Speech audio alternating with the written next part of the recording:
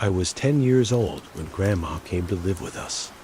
It was about 6 months after Granddad passed away, and I guess looking back, she must have been lonely in that big house of theirs, rattling around with only the grief and memories for company.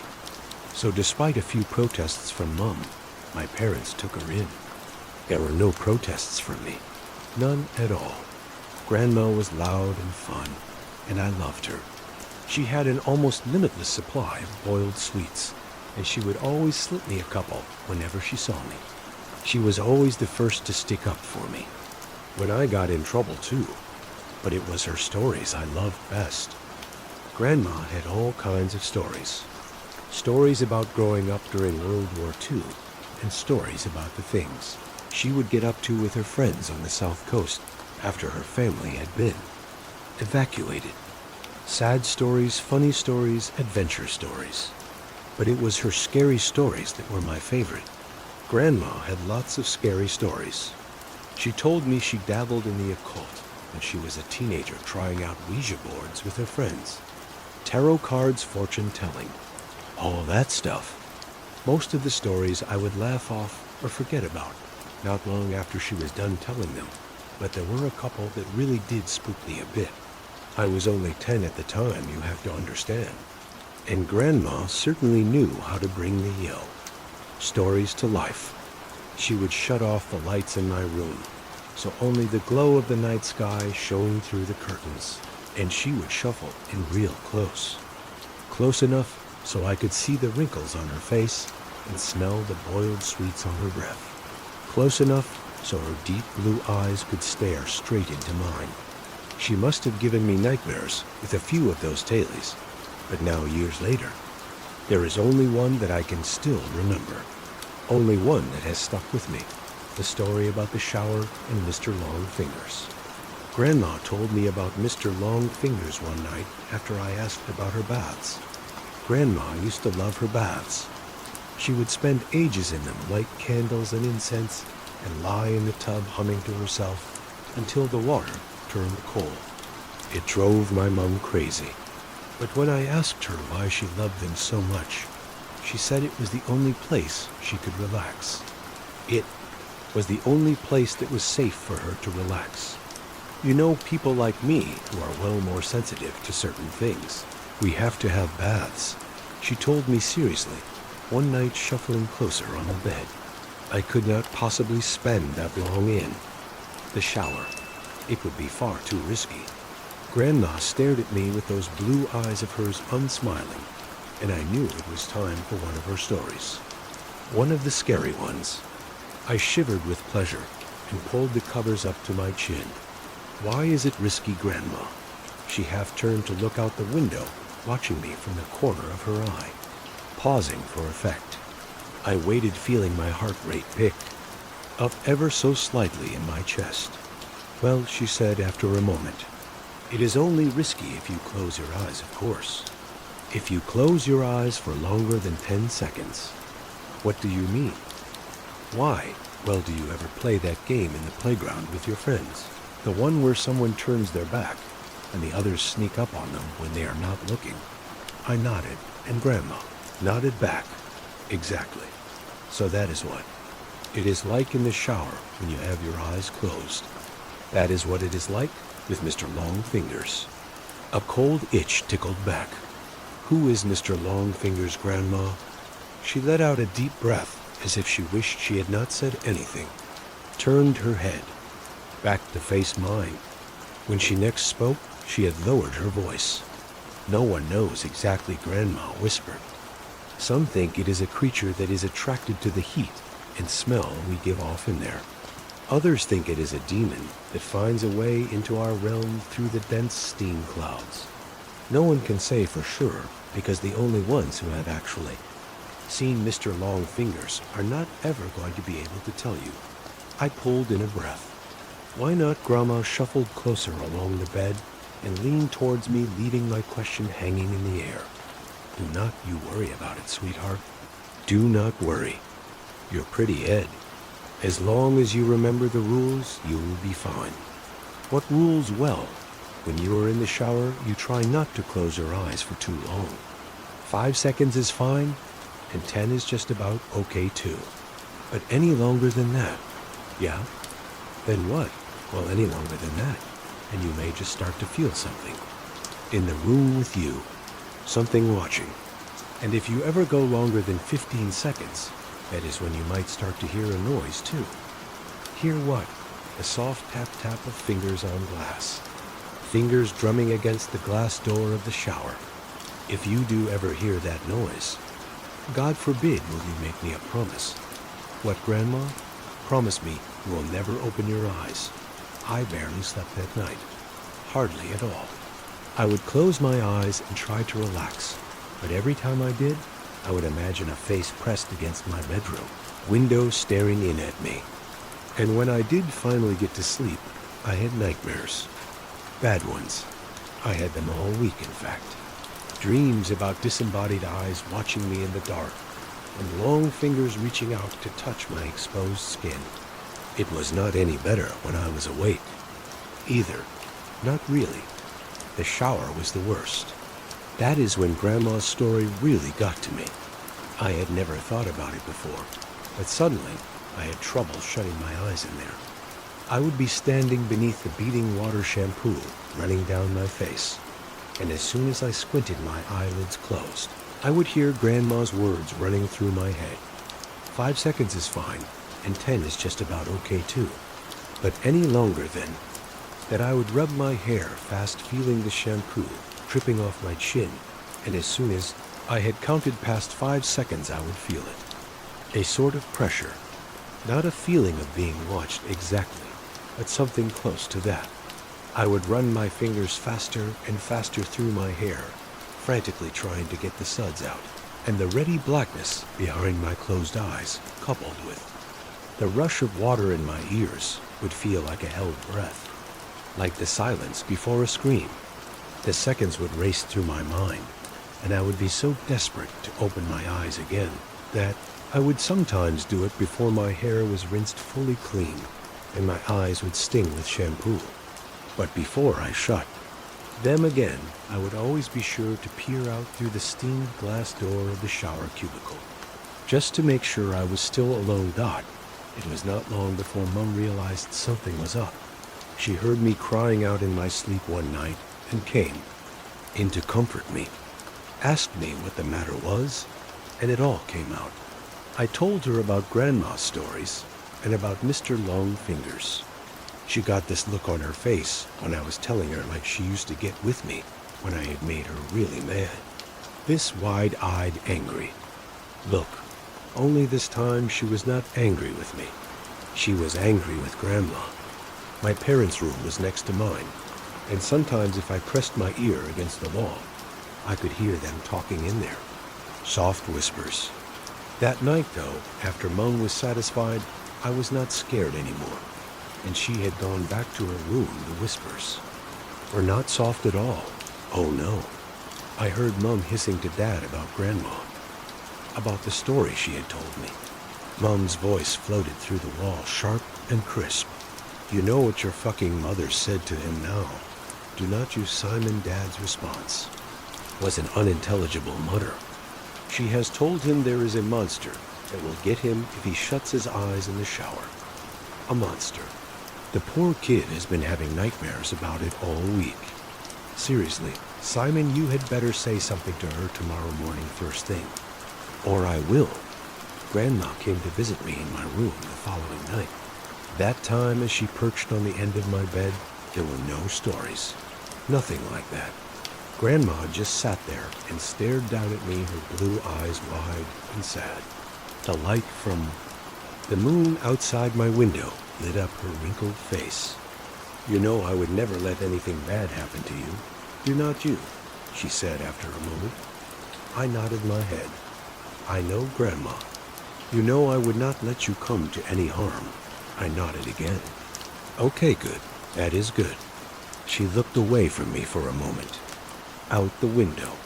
You know the things I tell you in the evening are meant to help you, sweetheart. They are meant to toughen you up a bit, protect you. She paused and shook her head.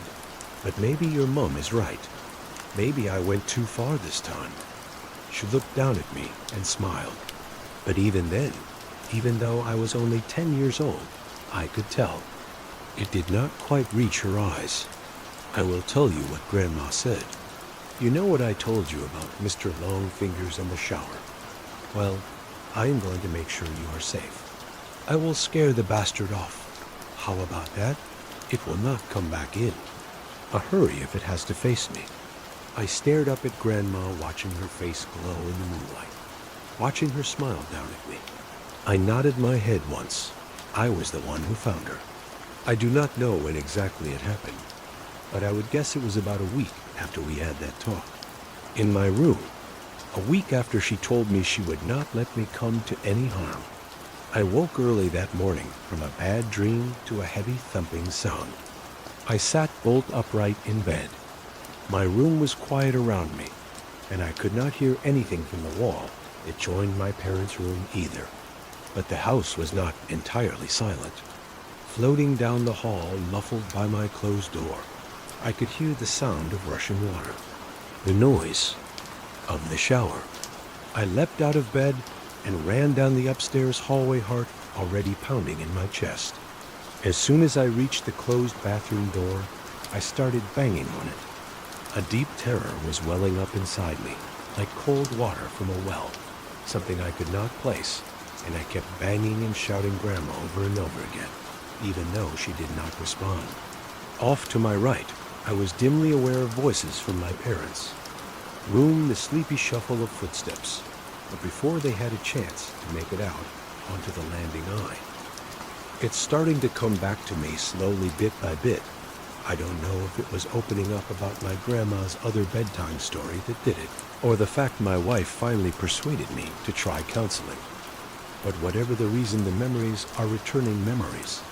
From my childhood, memories of Grandma, memories of the stories she used to tell me before I went to sleep. See, I always knew there were others, other tales that scared me when I was little, but the time before I was a teenager is like a dark landscape. Only a few small patches are lit up. It's getting clearer now, though. The shadows that litter that black land are finally being forced to retreat. The thing is, I'm not sure I want to see what they've been hiding. I must have been around 7 years old. When Grandma told me about the special knock, I was tucked up in bed in my parents' first house, in my little room at the back at the time. Grandma was perched by my feet. I'd been crying. I don't know what upset me, but I remember my eyes blurring and my nose running. I remember probing a cut in my lip, touching it over and over again. With my tongue, I remember the frown on Grandma's face, a look that was half concern, half something else. After Shed grabbed a tissue for me and wiped my face, she got up and walked away from the bed, wandered over to the cupboard on the opposite side of my room. I remember that cupboard well. Before we moved to our second home, that cupboard was the source of many sleepless nights for me, many nightmares I used. To imagine all sorts of things about it, I'd lie awake sometimes for hours, and I'd have to keep peeking my eyes open to check the cupboard door was still closed, to make sure it was shut tight. See, whenever my eyes were closed and I heard a creak somewhere in the house, I'd imagine it was the cupboard door. That something on the far side was trying to open it ever so softly so it could come and get me. While I slept, I'd never told anyone about this fear. Even at 7 years old, I knew it was stupid baby stuff. But as I watched my grandma stop in front of the cupboard and lean her wrinkled cheek against the wood, I felt myself growing tense all the same, even though the lights were on, even though there was an adult in the room with me. And when Grandma closed her eyes and started whispering, I had to fight back the urge to shout for my parents' grandma. I could hear the uncertainty in my voice. Grandma, what are you doing for? A few more seconds, she didn't respond, just kept her eyes closed and kept muttering. Then abruptly, she turned to face me again, smiled.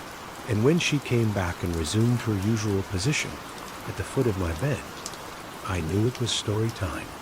Did I ever tell you about the special knock, sweetheart? I shook my head no.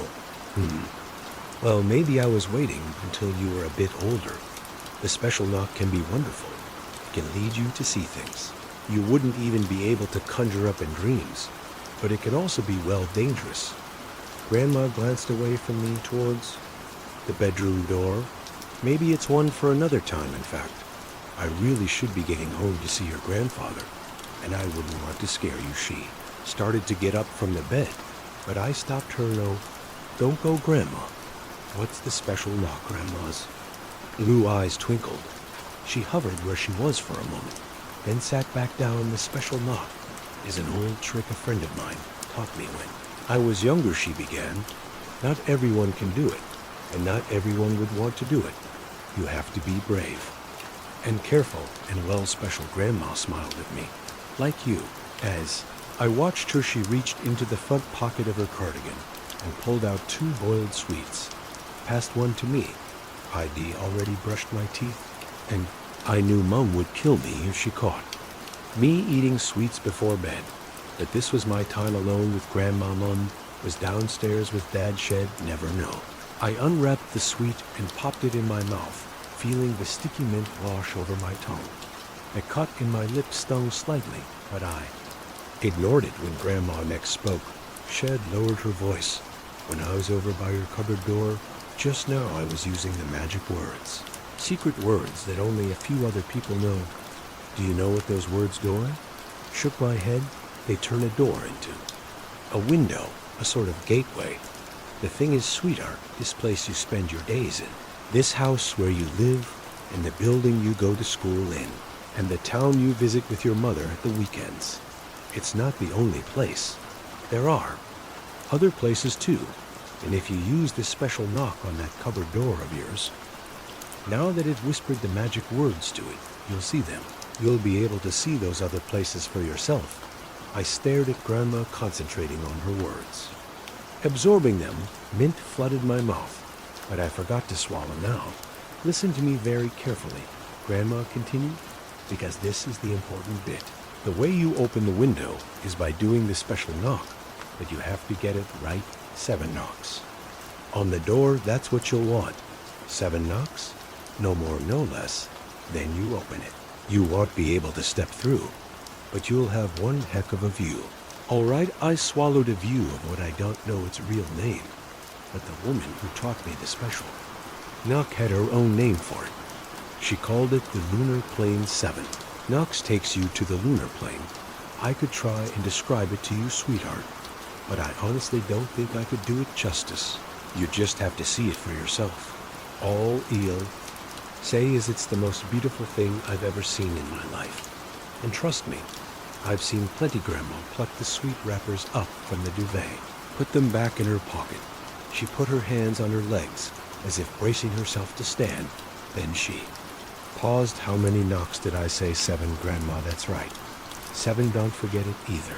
If you get the wrong number, and then open the door. She glanced across at the cupboard and frowned. Well, just make sure you don't get the wrong number. Okay. Grandma, will you make me a promise? What? You do somehow knock the wrong number of times, especially if that number happens to be 13 or something close to it. And whatever you do, don't open the door. Okay, don't open it no matter what you hear on the other side. The last thing you want is to open a gateway to the Black Landsea. Felt icy fingers down my back. I glanced across at the closed cupboard door in the shadows at the far end of my bedroom. What's the Blackman's Granda stood up and wandered over to me, leaned down and gave me a kiss you don't want to know. She whispered. I spent the next week avoiding the cupboard. I didn't go anywhere near it, tried not to even look in its direction. Did my best to push Grandma's story as far out of my mind as I could. It wasn't easy. Whenever I was alone in my room and the house was silent, I'd feel it, a sort of pull. Like when someone tells you not to look at something, and suddenly all you want to do is take a quick peek. The feeling was sort of like that, but it was different too, stronger sometimes when I was lying in bed at night. I'd feel the cupboard almost like a weight in my mind, a heavy static energy. It made me restless, made me want to scrunch up my fists and grit my teeth. When I turned away from the cupboard, My skin itched like the pores had tiny invisible bugs in them. It made it hard for me to sleep. When I did sleep, I had dreams. Sometimes the dreams were pleasant, floaty ones. I'd dream I was on a cloud hovering through multicolored planes of light, flying through an endless sea of stars. I'd wake from these dreams, feeling happy and safe, like how I felt when Mom hugged me and stroked my hair. But other times I had nightmares, and nightmares I had during that week were the worst I ever remembered having in my life. Horrible, half-glimpsed blurs, images I'd wake from with a scream lodged in my throat, my sweat-soaked pajamas sticking to the skin of my back. At the time, I didn't remember the nightmares themselves. At least not completely, but every time I woke from one, I was left with the same fading image of myself, surrounded by thick, choking blackness, dense shadows everywhere. I couldn't see a thing, but I had the sense that I was standing at the center of a vast open space. Wind howled around me, sounds echoed. I wanted to open my mouth and yell for help, but I couldn't bring myself to, because I knew I wasn't alone. It was a week after Grandma's story that I used the special knock. It was a Saturday night, and my friend from school, Tim Jacobs, was round. We were having a sleepover. It's been a long, long time since I last saw Tim, but I can still picture him, even though he was a month younger than me. I always remember him looking older, a tall, broad-shouldered kid with green eyes and messy blonde hair, a half smirk permanently on his face. Tim was one of the most popular kids in our year, and in normal circumstances, he wouldn't have had anything to do with me. But our dads were friends from way back, and we'd known each other our whole lives, as Tim often liked to remind the kids at school. He was forced to hang out with me. When are you going to get a TV in your room or a computer? Tim sat in his pajamas, slumped in the chair by my desk. He was fiddling with my desk, lamp switching it on and off. His face lit up with light, then disappeared, then lit up again. This wasn't the first time Tim had asked me a question like this. Whenever we had sleepovers at my house, he spent the whole time moaning about my lack of stuff. No TV, no computer, no PlayStation. I had board games. And I had books, but that was about it. And Tim had no interest in those things. You know, my mom won't let me. I muttered back. It was 10 p.m., and we were both speaking in half whispers. We'd been told to go to sleep at 9 p.m., and Mum had already been up to give us one warning for talking.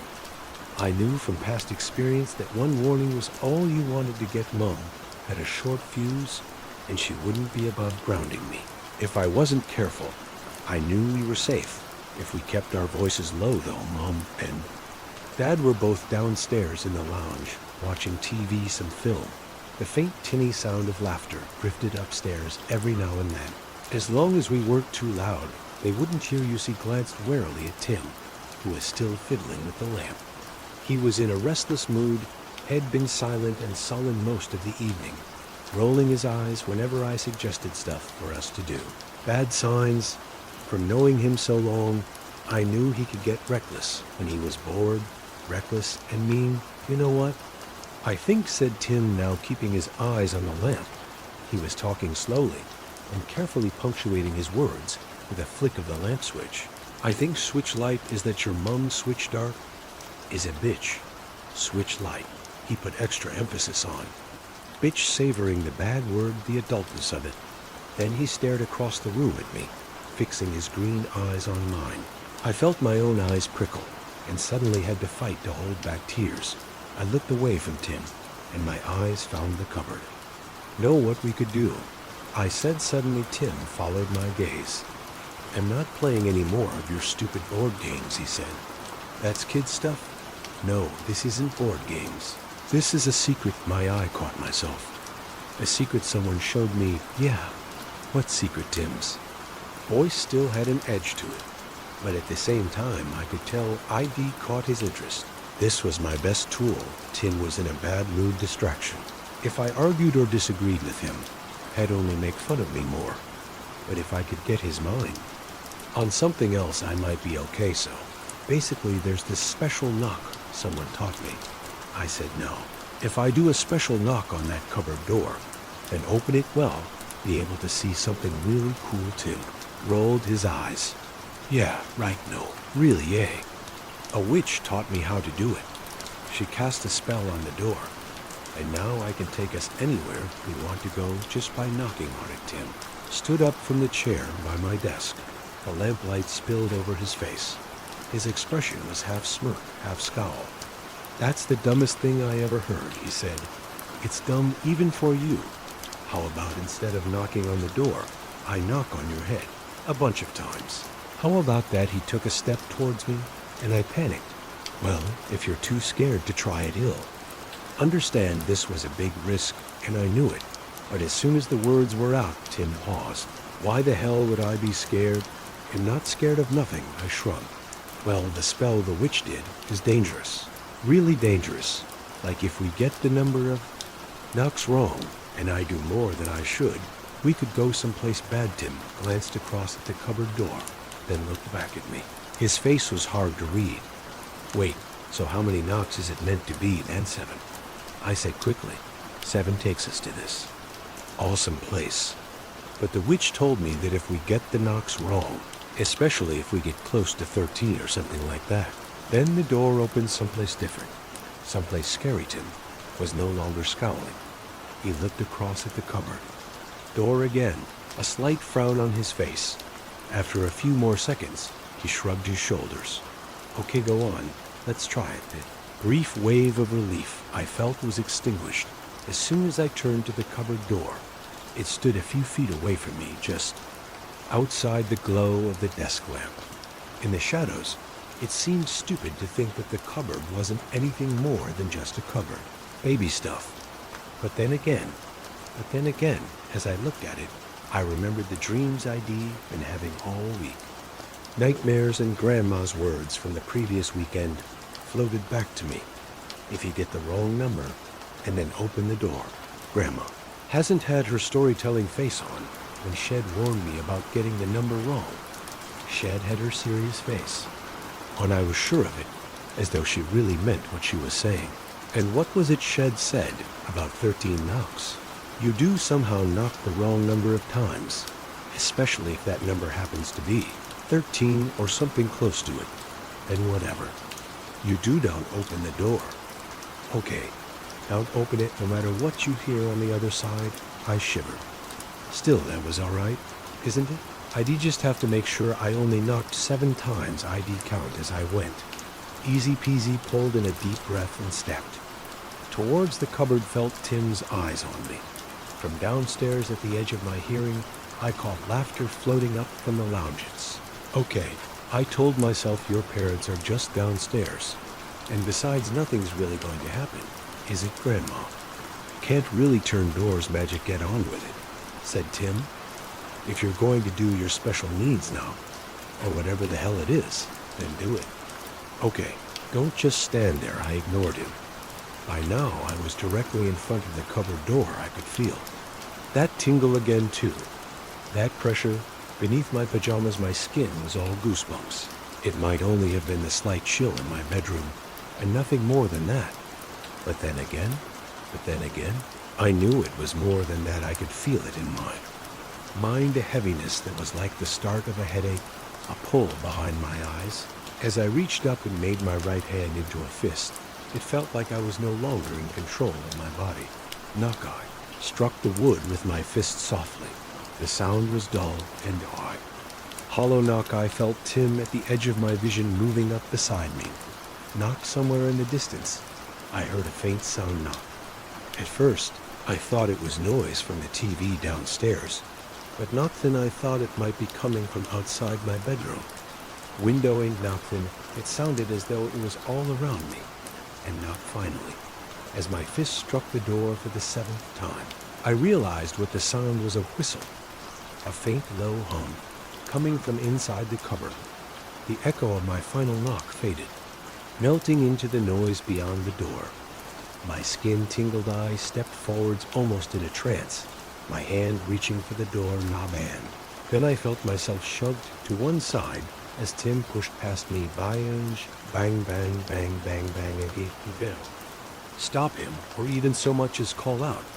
Tim had thumped his fist against the door 6 more times, making the total number of knocks 13. Beyond the cupboard, the whistling sound stopped. Tim reached out and gripped the doorknob. Don't my words were only a half whisper, but something in my voice made. Tim paused. Still clutching the doorknob, he turned to look at me, and the grin on his face grew wider as he saw the fear on mine. When he next spoke, his voice was a parody of shock and concern. Oh no, did I get the special needs knock wrong? Did I make it all scary for poor little Christopher? Tim pouted out his lower lip. Is little Christopher scared of the big bad monsters in the cupboard? I listened for the whistling.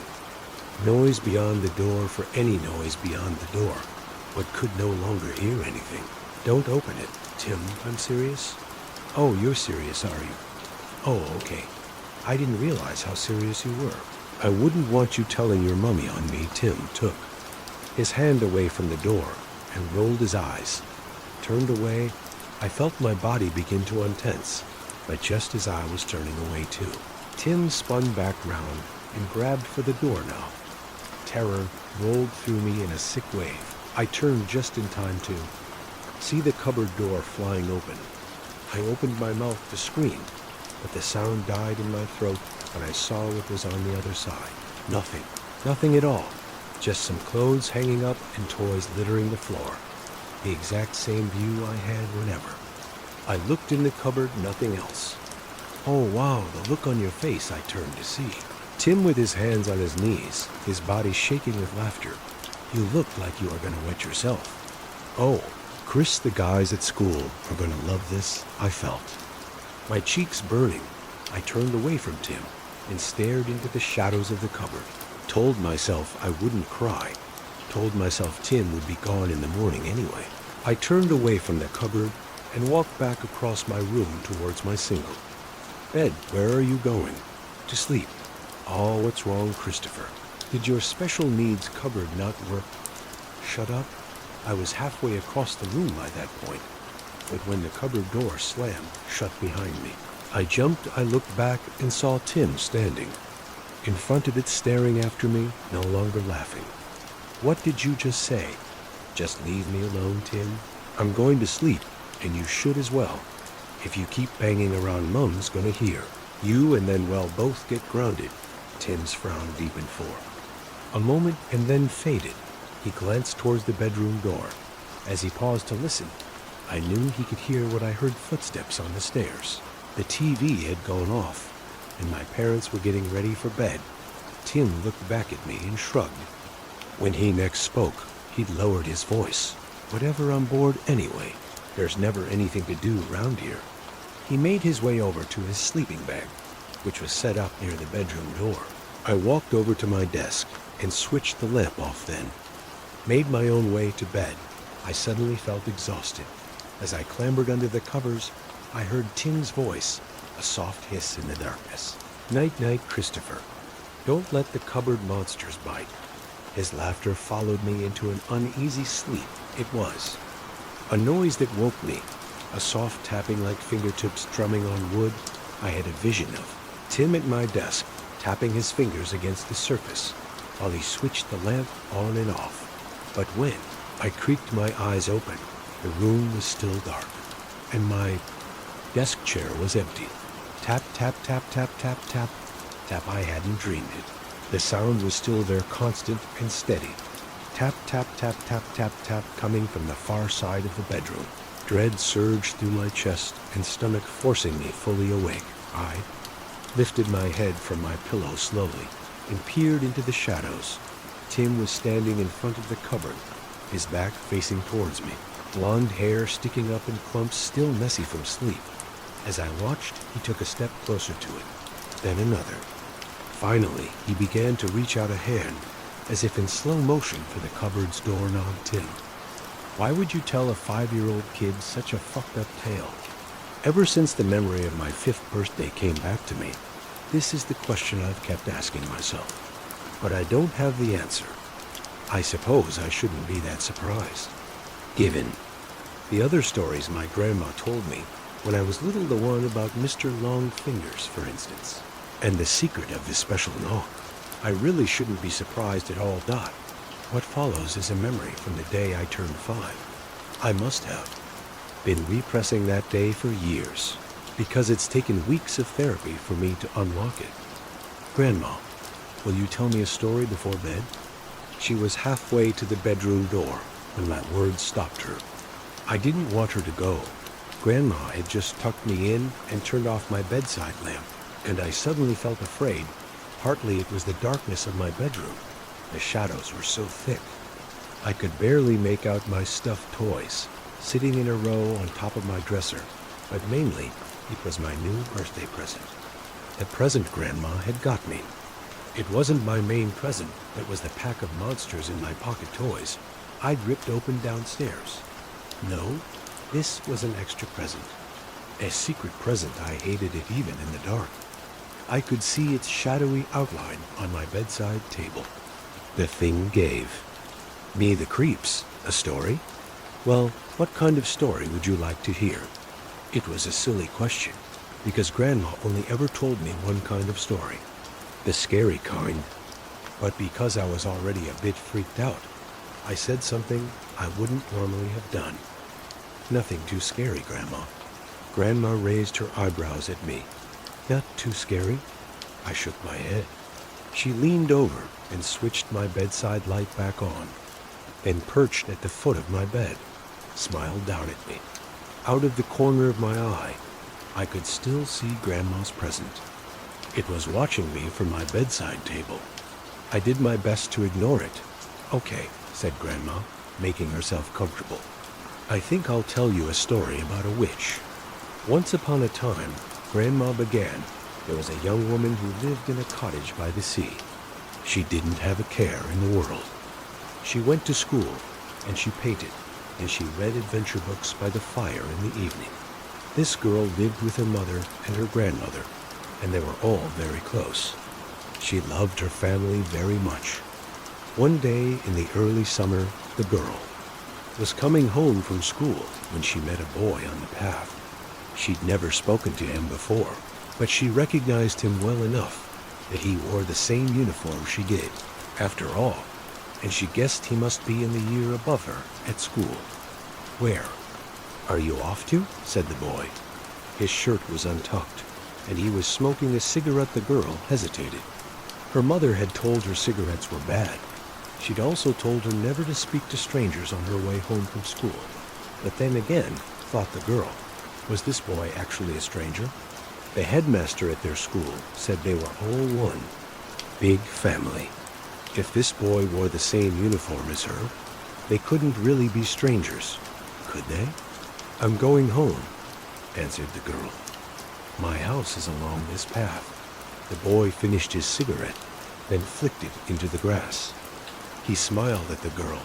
Before you go home, don't you want to see something cool? He asked. The girl was curious, but she also knew she couldn't be late. Her mother would worry terribly if she was late. So she thanked the boy and told him she had to be on her way, but just as she'd walked past him, he called out to her again. It's a puppy, said the boy. Our dog had a litter of puppies last week, and Dad said I could keep one. It's in this old barn near my house. Don't you want to see the puppy? Now, the girl loved puppies. She'd wanted a dog for as long as she could remember, but her mother always said they couldn't afford one. Right then, she'd have given anything in the world to pet a cute little puppy. When she closed her eyes, she could just picture a happy little dog with a big pink tongue and a wagging tail. Eager to meet her, the girl paused and looked down the path that led back to her house. She thought about her mother. Then she looked back at the boy, who was smiling at her.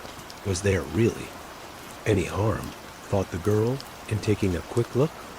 So the girl followed the boy, and he led her over a stile and across a big, big field, and they kept going and going until the girl saw a large barn towering in the distance, and she was so excited that she walked as fast as she could.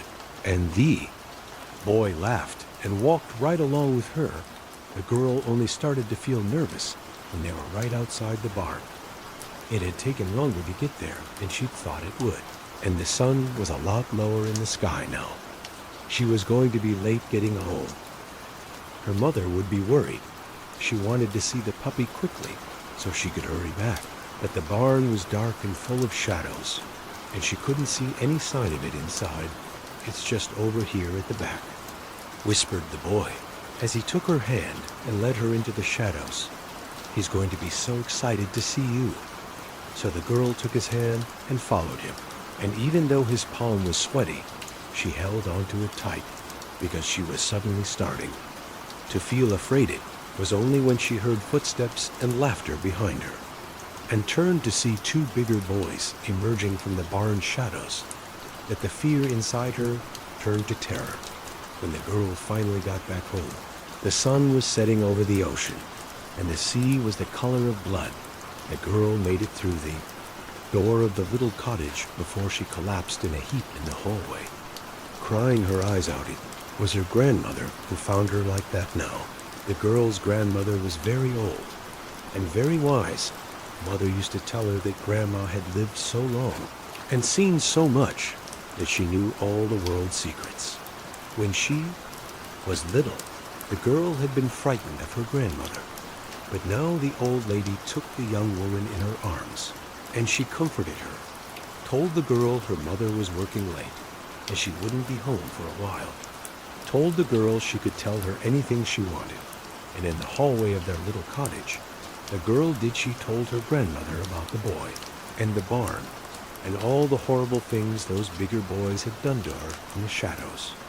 Her grandmother listened, and she grew very silent and very still. "Come with me," she said. The girl had hardly ever been in her grandmother's room before when she was little. It always gave her the creeps. Her grandmother had lots of old, scary paintings on the walls and strange little statues and carvings on her shelves. But right then, as her grandmother led her to an old wooden chair and sat her down, the girl hardly even noticed them. Her grandmother was speaking to her in a soothing voice, and all she could do was listen. She listened as her grandmother told her that there was a special trick she knew, a trick to protect against evil, a trick to protect her against those horrible boys, so that they'd never be able to hurt her again, so that she'd have control of them. As grandmother spoke, she fetched an old wooden box from the bottom of her wardrobe and unlocked it. Inside the box were countless knitted dolls. All of the dolls were the same blank, cream color, with no facial features at all, save for the eyes. Every single doll had a pair of eyes that seemed to follow the girl. As grandmother pulled 3 dolls out of the box, she closed her own eyes, began to whisper. The sound made the girl's skin itch, but it didn't last long. Soon her grandmother had lined the dolls up on the carpet, and her eyes were open again. The last thing she pulled from the box were a pair of black knitting needles and some yarn. "Those boys that hurt you, sweetheart," she whispered. "I want you to describe them to me." And although she was still terrified, and although it made her feel sick, the girl did.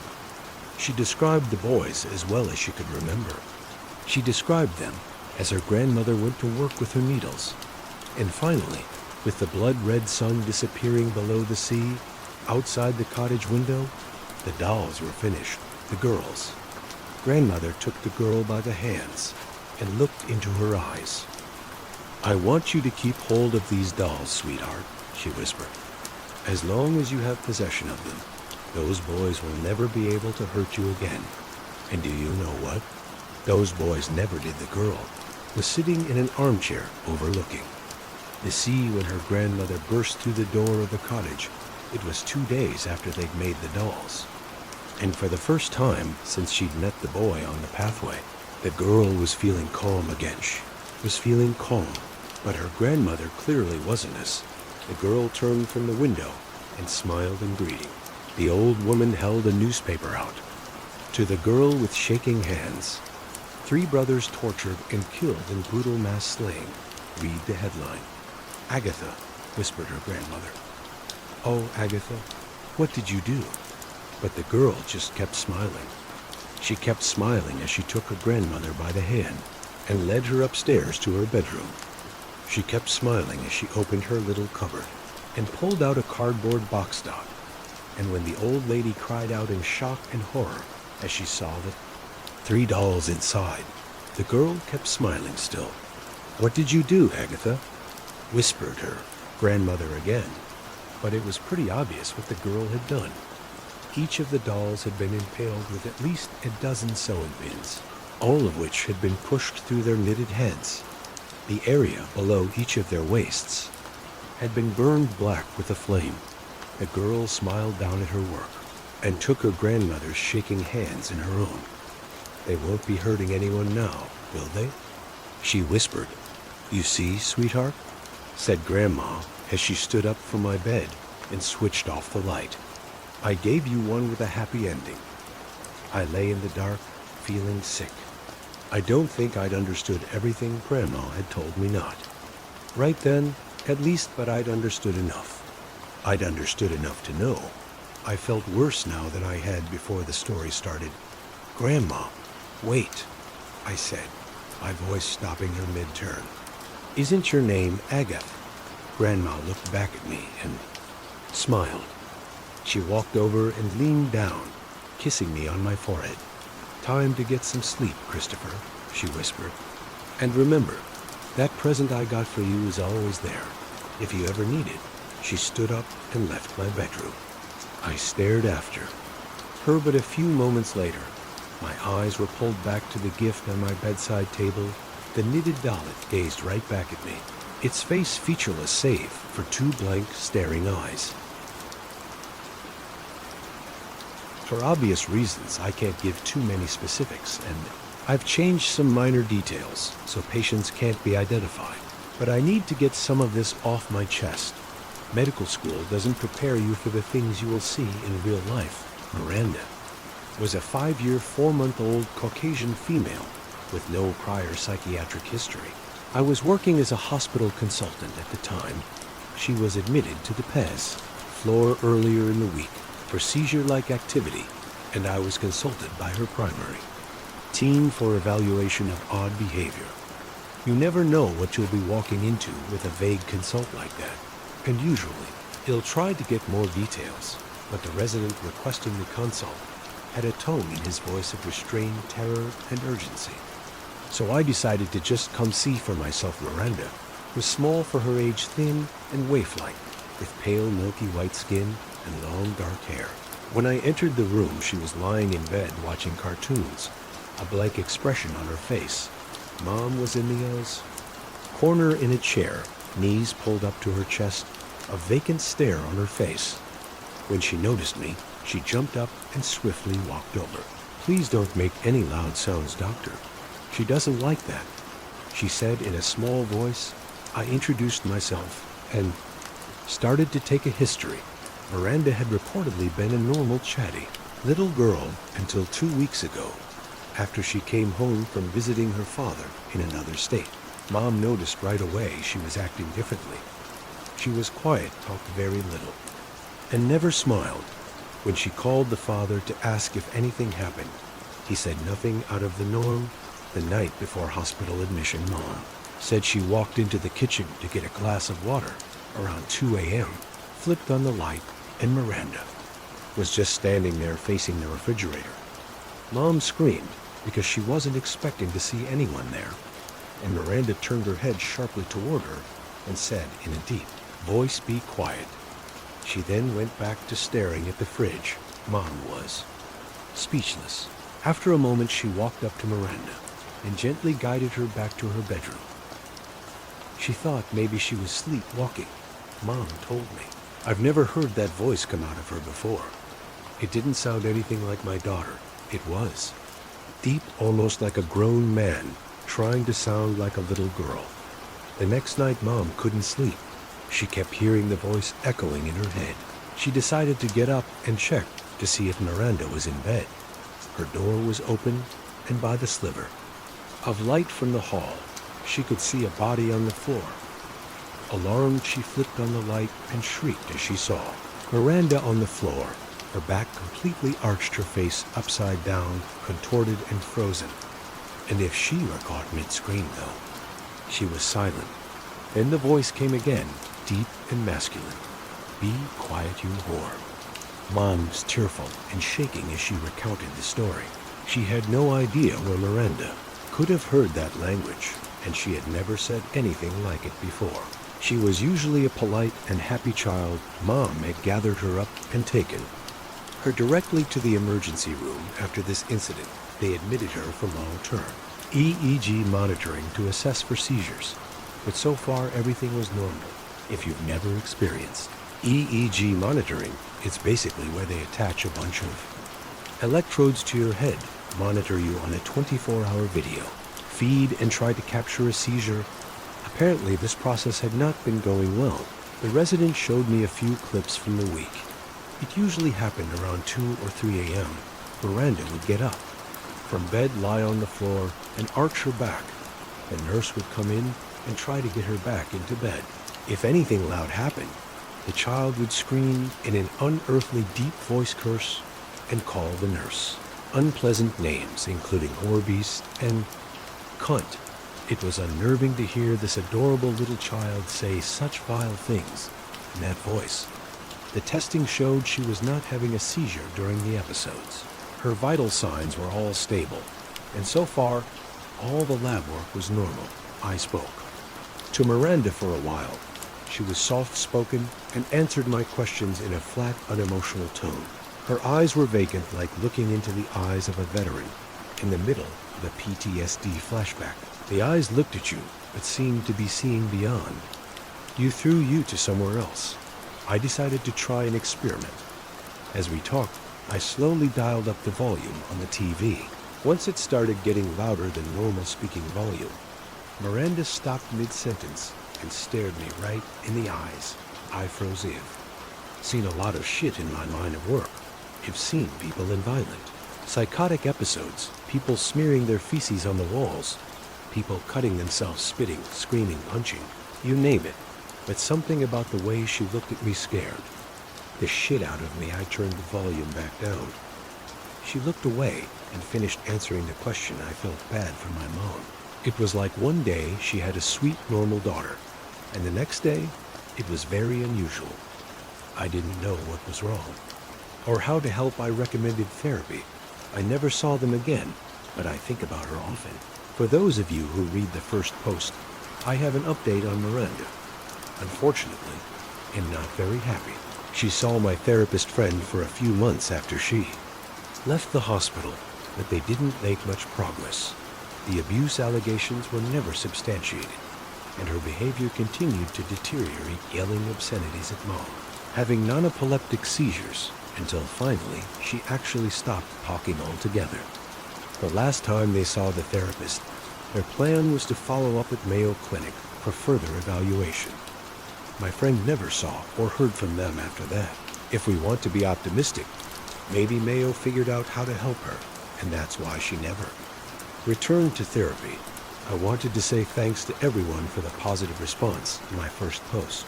I feel encouraged to share more, so hopefully you'll find this interesting too.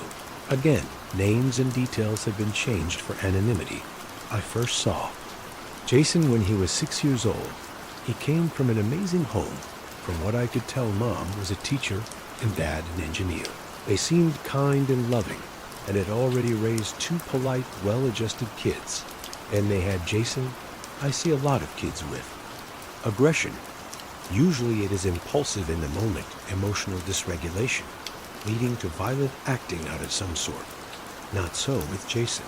He was, for lack of a better term, calculating. For example, this is the incident that led the parents to seek professional help. On a Thursday afternoon, his 3-year-old sister Amy grabbed one of the toys he was playing with and refused to give it back. Well, he didn't react at the time. He waited until that Saturday to exact revenge, as it was the first opportunity. He was alone with his sister, unsupervised. They were in the front yard playing when Mom ran inside to grab her phone. She was only gone about 30 seconds, but when she came back, Amy was unconscious in the driveway, bleeding from a wound in her head. Jason standing over her with a tricycle in his hands. He had smashed her over the head with a tricycle. On the way to the emergency room, Mom frantically asked him why he had done this. He very calmly and matter-of-factly replied, "She took my Batman."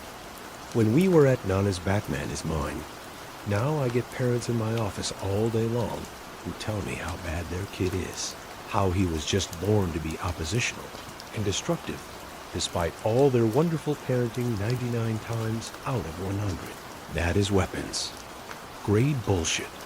Without realizing it, of course, the parents or teachers are doing something to reinforce the kid's behavior, or we find out there has been abuse or neglect, or an underlying medical issue, etc.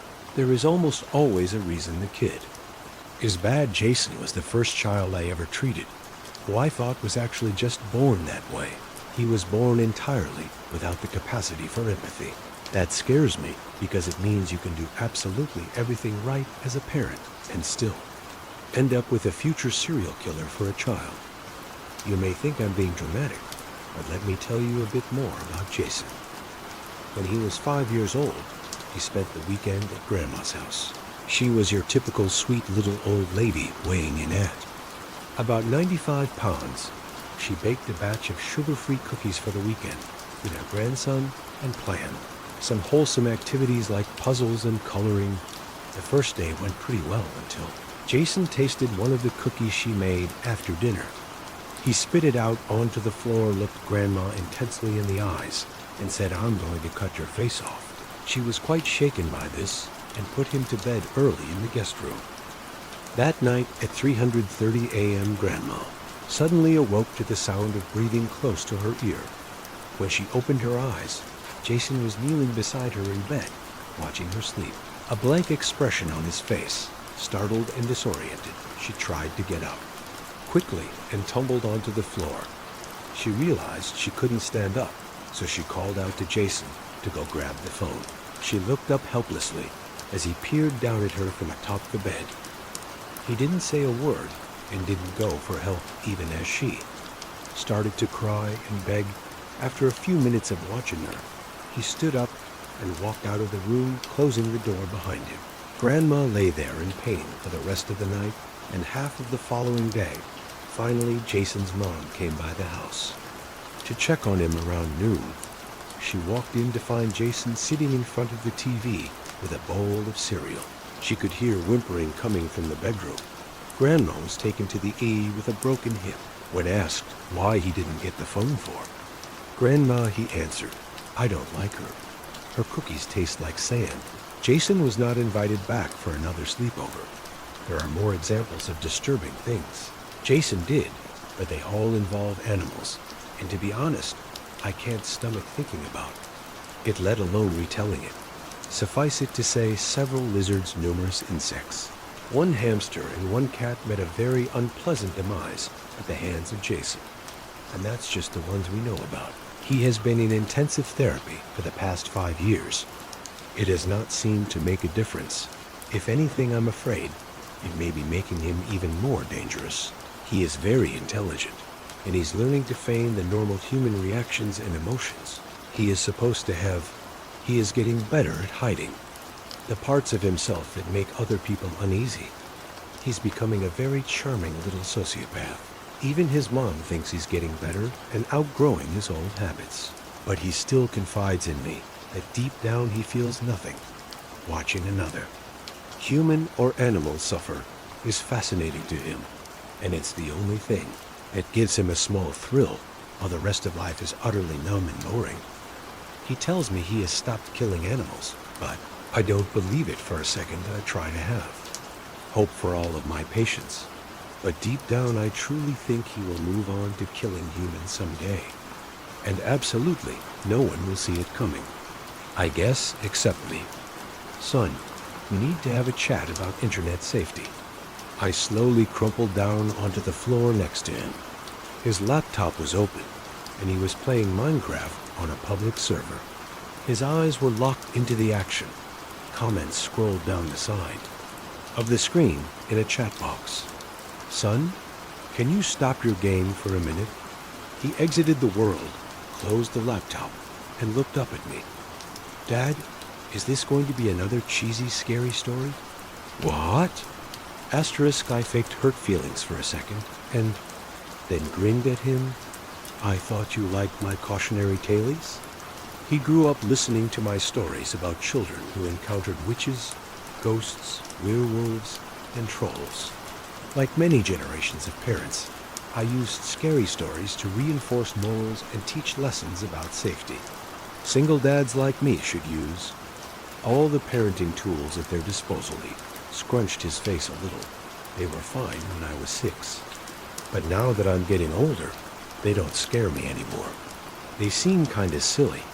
If you are going to tell a story about the internet, can you make it really, really scary? I squinted at him incredulously. He folded his arms. Dad, 10 and I can handle it. Okay, ... I'll try. I began. Once upon a time, there was a boy named Colby. His expression indicated that he wasn't impressed with the terror of the introduction. He sighed deeply and settled in for one of Dad's cheesy stories. I continued. Colby went online and joined several children's websites. After a while, he started talking to other kids in-game and on the message boards. He made friends with another 10-year-old boy named Helper23. They liked the same video games and shows. They laughed at each other's jokes. They explored new games together. After several months of friendship, Colby gave Helper23 6 diamonds in a game they were playing. This was a very generous gift. Colby's birthday was coming up, and Helper23 wanted to send him a cool present in real life. Colby figured it wouldn't hurt to give Helper23 his home address, as long as he promised not to tell it to any strangers or grown-ups. Helper23 swore he wouldn't tell anyone else, not even his own parents, and set about mailing the package. I paused the story and asked my son, "Do you think that was a good idea?" "No," he said, shaking his head vigorously. In spite of himself, he was getting into the story well. Neither did Colby. Colby felt guilty about giving away his home address, and his guilt began to grow and grow by the time he put on his pajamas. The next night, his guilt and fear were larger than anything else in his life. He resolved to admit the truth to his parents. The punishment would be steep, but it was worth it to have a clear conscience. He squirmed in his bed as he waited for his parents to tuck him in. My son knew the scary part was coming up. In spite of his tough talk, he leaned forward wide-eyed. I spoke quietly and deliberately. He heard all the noises of the house. The washing machine bounced around in the laundry room. Branches scraped against the brick outside his room. His baby brother cooed in the nursery. And there were some other noises. ECOULDN single quotes T ... Quite. Pinpoint. Finally, his dad's footsteps echoed down the hall. "Hey, Dad," he called out nervously. "I have something to tell you." His dad stuck his head in the doorway at a weird angle. In the darkness, his mouth didn't seem to move, and the eyes were all wrong. "Yes, son." The voice was way off, too. "Are you okay, Dad?" the boy asked. "Hung," sang the father in his strangely affected voice. Colby pulled his covers up defensively. "You, is Mom around?" "Here I am." Mom's head popped into the doorway below Dad's. Her voice was an unnatural falsetto. "Were you about to tell us that you gave our home address to Helper23? You shouldn't have done that. We told you never to give out personal information on the internet," she continued. "He wasn't really a kid. He just pretended to be one. Do you know what he did? He came to our house, broke in, and murdered both of us, just so he could spend some time with you." A fat man in a wet jacket emerged in the child's doorway, holding the 2 severed heads. Colby shrieked and gasped as the man dropped the heads. On the ground, unsheathed his knife, and moved into the room to work on the boy. My son screamed too. He twisted his hands defensively over his face. But we were just getting started with the story. After several hours, The boy was almost dead, and his screams had become whimpers. The killer noticed the wailing of a baby in another room and removed his knife from Colby. This was a special treat. He had never murdered a baby before and was excited about the prospect. Helper 2-3 left Colby to die and followed the cries through. The house like a homing beacon in the nursery. He walked to the crib, picked the baby up, and held it in his arms. He moved towards the changing table to get a better look. But as he held the baby, the crying died down. The baby looked up and smiled. Helper 2-3 had never held a baby, but he gently bounced it in his arms like a pro. He wiped his bloody hands on the blanket so he could stroke the baby's cheek. "Hey there, sweet little guy." The beautiful rage of sadism melted into something warmer and softer. He walked out of the nursery, took the baby home, named him William, and raised him as his very own. After I finished the story, my son was visibly shaken. Between ragged staccato breaths, he stammered, "But Dad, my name's William." I gave him a classic dad wink and tousled his hair. "Of course it is, son." William ran up the stairs to his bedroom in a fury of sobs, but deep down, I think he liked the story.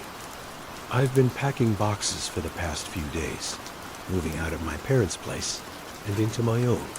Admittedly, there wasn't a ton to do. I'm trying to furnish a whole apartment with a bedroom's worth of stuff. It's strange how it can seem like you own so many things until you move to a larger space. Suddenly, all of the things that spent years next to each other have a whole new open area to be spread across. There was one box that was nearly forgotten because it wasn't a newly packed box. It was a box packed by my parents years ago, the one almost everyone has, and has to make a decision at some point about whether to keep it. The box of your childhood things. If my dad hadn't remembered, it would have sat up in the attic for another few years. I wonder what we would have thought as kids, peering into the future, knowing that all our favorite things end up collecting dust and only ever thought about when you move house. It's a curious thought. I took the box to my new apartment and began sorting through it. I decided to get it out of the way first, as it was the only box where I wasn't sure of the contents. I didn't know how much I'd be keeping, throwing away, or donating. Putting everything into 3 piles was difficult and emotional, but I was able to make a decision for most things. To say it opened a gateway back into my childhood would be wrong, as it didn't. A gateway would imply I could walk through and live it again. What it provided was a window, one which I could only look through and never open. But what a beautiful, crystal clear window it provided. Sorting through that box was one of the happiest moments of the past few years, until I got to the end. Perhaps the reason I'm focusing so much on happiness is that I'm afraid to continue this story. The final item in the box was a diary. My diary. It was pink and shiny. Cliché, but all the TV shows had this sort of thing in, so it's what I wanted as a kid. I never stuck to many things in my childhood, and this was no different. I used it for about half a year, and even then I missed about half the days. So even after 6 months, it would have only had about 100 entries. I sat there and read every single one, each dated about 10 years ago, and each one making me happier. But the smile dropped from my face when the dates crossed a threshold of impossibility 2 years ago. Dear Diary, I totally forgot about this. My dad got a new job recently and had to store some of his old work stuff in the attic. I helped and found this whilst up there.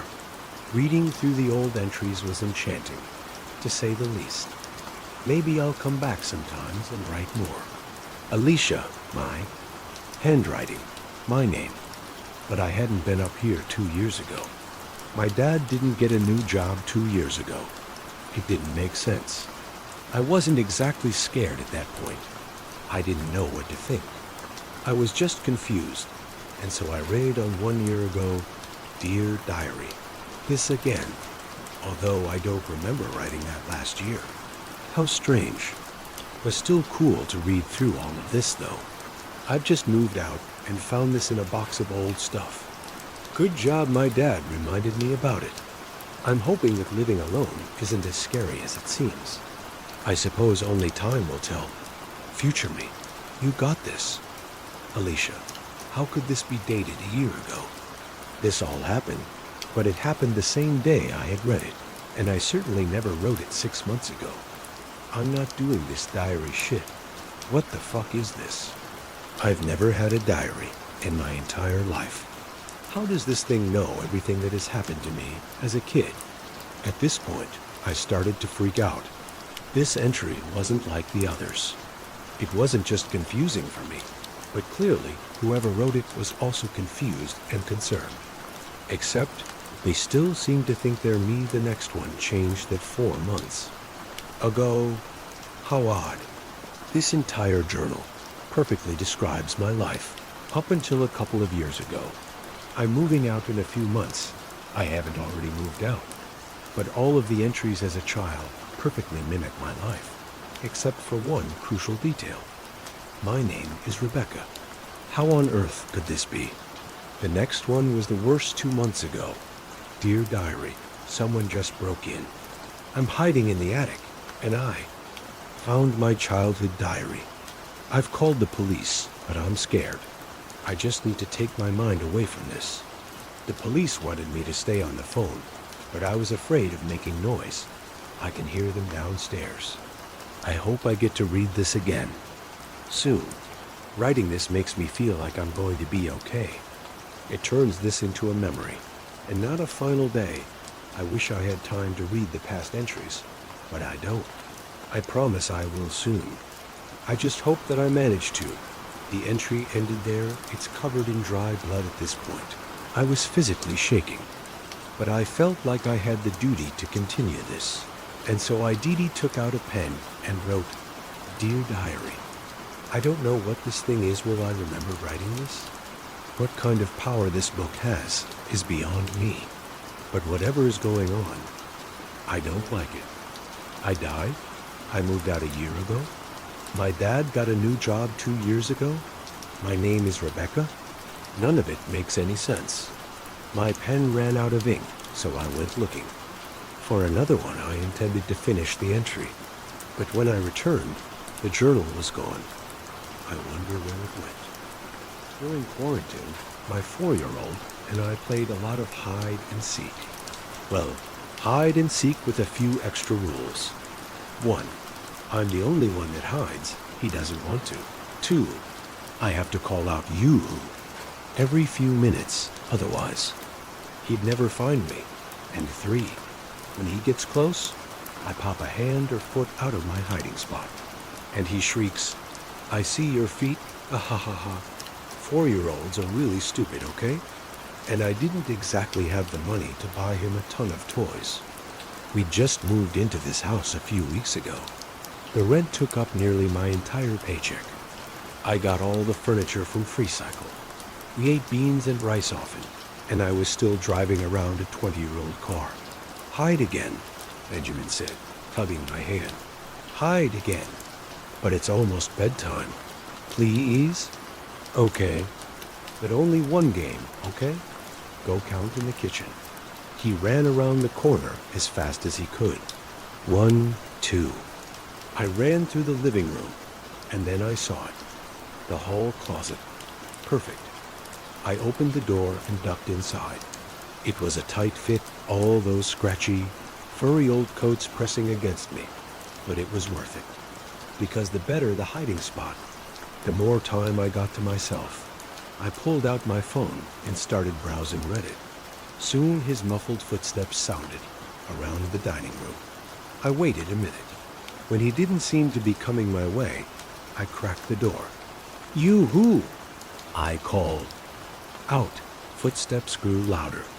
I heard his muffled giggles as he walked towards me, and then he started going up the stairs. What an idiot. I cracked the door open a little further, just in time to see his little feet disappear from the landing. Then I shrugged. More time for me. I sat back down in the closet and pulled out the phone. "Mommy," I heard him giggle from upstairs. "Mommy, where are you?" I smiled. I wonder if a mom invented hide and seek. It's quite brilliant. You get a few precious minutes away from your child, and they're not even supposed to make much noise. But you're entertaining them at the same time. Absolutely you who? I stopped. Every muscle in my body froze. But I heard it, clear as day. A soft, clear voice calling from upstairs. But Benjamin and I were home alone. That, oh God, someone's. In the house, and Benjamin and I burst out of the closet. "Benjamin, where are you?" I heard Benjamin's footsteps running above me, his giggles trailing down to me. I couldn't move, couldn't breathe. "Benjamin!" I finally screamed. More giggles, and then Benjamin's voice. "I see your feet." No. I catapulted up the steps, screaming for him. I burst into his bedroom, but he wasn't there. Just his empty rocket bed, comforter, rumpled, embroidered stars staring back at me. I ran back into the hallway, spinning around. "Benjamin?" But I didn't hear any footsteps, any giggling. The house was dead silent now, and I could hear a pin drop. I ran into the guest bedroom. It was empty. I ran over to the closet, threw it open, looked up and down, nothing, stumbling back out in the hallway. I crossed back towards my bedroom, the only bedroom left. I ran inside and flicked on the light, empty the pile of dirty laundry on the chair untouched. The wardrobe hanging open, my clothes inside. The pillows piled up on each other in a heap. Heart-dropping, I ran around the other side of the bed, also empty. I crouched to look under the bed. Empty. "Mommy? Mommy?" Relief flooded me as I heard that voice. The door to the bathroom opened a crack, and one blue eye peered out at me. Wide with fear, I ran over and grabbed him, hugged him, and then I hoisted him up and started out of the bathroom. His eyes were still wide with fear, and they weren't focused on my face, but the spot just over my shoulder I whipped around. It took me a moment to see it, but then I did. I stared at the wardrobe, frozen, my heart pounding in my ears in the shadows, poking out from underneath the hems of my dresses. And coats were 2 feet in moments like this. The brain doesn't really think. It's too slow. Instinct reigns. The smartest thing would have been to lock ourselves in the bathroom and climb out the window. But instead, I just ran for the hallway. As fast as I could, as I ran down the stairs, I heard the weighted footsteps, slow and methodical, resonating through the house. I could still hear them pounding into my brain as I ran to the neighbor and screamed for help. The police came. They searched the house. They didn't find anything, no signs of forced entry either. So they promised me they'd patrol my street for the next few days, but that was really all they could do. I decided to stay at a friend's house for a few weeks until I felt safe again, but every time I closed my eyes, I could see them. Those 2 feet that looked so off somehow, swollen as if waterlogged, a bit too grayish in tone to belong to any normal person. Toenails blackened and split, and I think back to that wardrobe. How I'd gotten it for free. How the owner told me his mother had just died, and he was just trying to get rid of all her stuff as quickly as possible. And I wondered how exactly did she die?